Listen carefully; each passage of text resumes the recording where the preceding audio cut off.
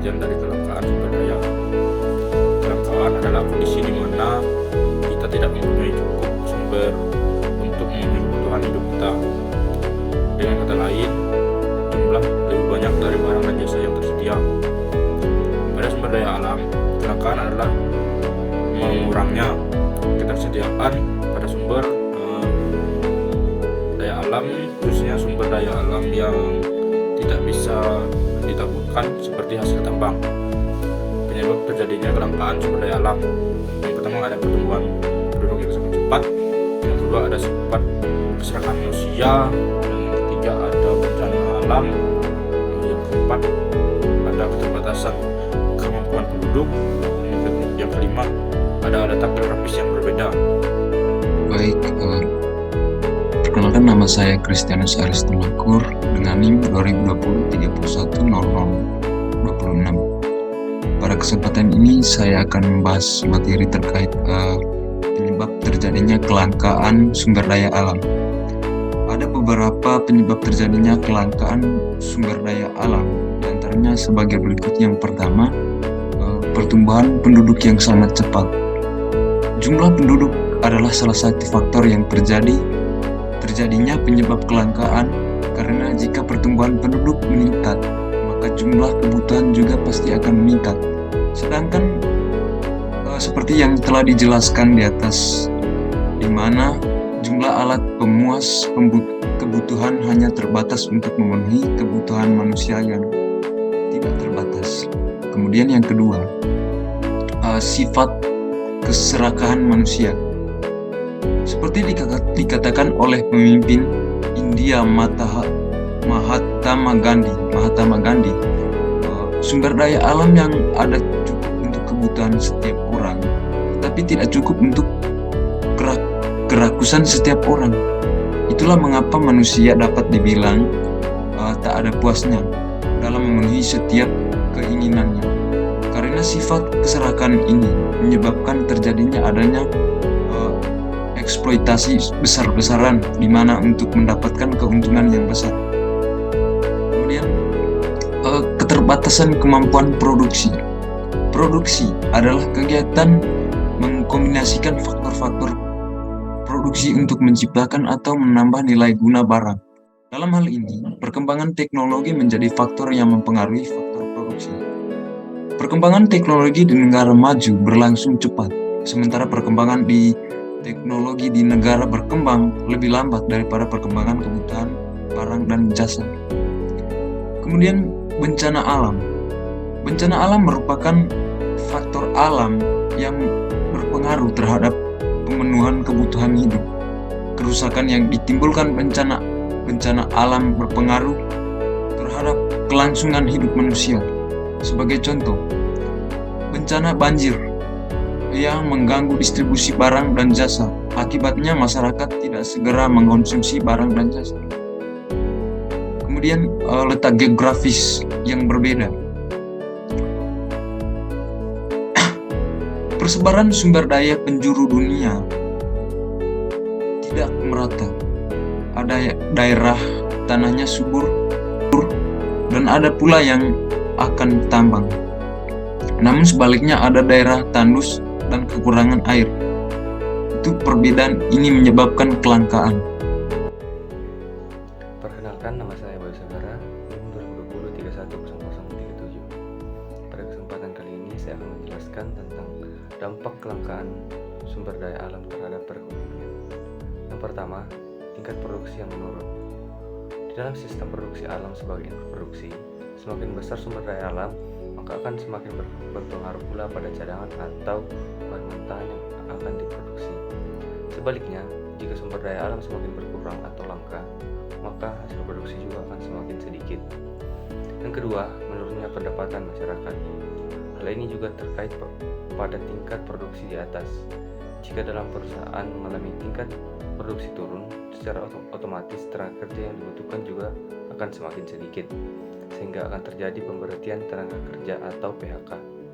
Hal ini mengakibatkan terjadinya pengurangan atau turunnya pendapatan masyarakat. Yang ketiga, naiknya harga-harga. Sumber daya alam yang langka mempengaruhi tingkat produksi, sehingga jika sumber daya alam tersedia sedikit, maka tersedianya barang yang diproduksi juga semakin sedikit. Hal ini menimbulkan pada harga barang yang diproduksi tersebut kenaikan harga karena produksi hanya sedikit, atau dengan kata lain, permintaan lebih besar daripada penawaran. Perkenalkan, nama lengkap saya Dionysius Arsengau, NIM 2020310059. Saya akan menjelaskan berkaitan dengan cara mengatasi kelangkaan sumber daya alam. Langkah yang pertama yaitu melakukan riset mengenai adanya sumber daya alam baru. Melakukan riset atau eksplorasi untuk menemukan sumber daya alam baru yang mungkin bisa untuk dimanfaatkan. Yang kedua, kemajuan teknologi.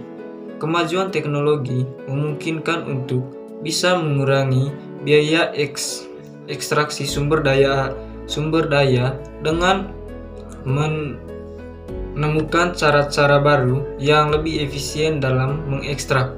Ketiga, tidak berlebihan dalam menggunakan sumber daya alam. Segala sesuatu yang berlebihan memang tidak sangat baik, termasuk dalam memanfaatkan sumber daya alam yang ada di sekitar. Sumber daya yang ada di sekitar mempunyai jumlah yang terbatas, jadi ada baiknya menggunakannya dengan bijaksana. Yang keempat, pemanfaatan kembali atau daur ulang. Mengatasi kelangkaan sumber daya alam yang bisa dilakukan adalah mencoba daur ulang sumber daya apapun, contohnya kertas, kayu, plastik, kaca, dan sebagainya. Daur ulang kayu dan kertas dapat menyelamatkan ekosistem hutan.